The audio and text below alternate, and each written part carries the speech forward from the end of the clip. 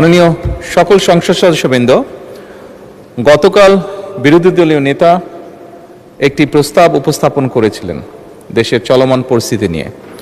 আমরা সকলেই আলোচনা করে একমত হয়েছিলাম বা একটি বিষয়ে আমরা সকলেই উপনীত হয়েছিলাম মাননীয় স্পিকার, যে এটি একটি বৈশ্বিক প্রবলেম। সারা বিশ্বেই এই সমস্যার তাপ ছড়িয়ে পড়েছে।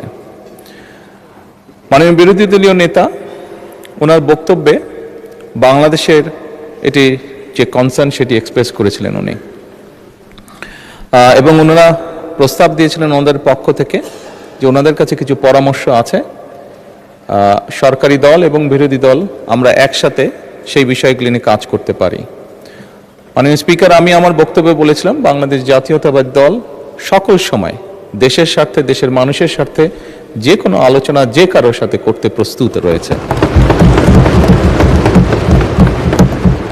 তারই প্রেক্ষাপটে মাননীয় স্পিকার, আমরা সিদ্ধান্ত গ্রহণ করেছি যে আমরা আমাদের পক্ষ থেকে 5 সদস্যের একটি কমিটি গঠন করছি।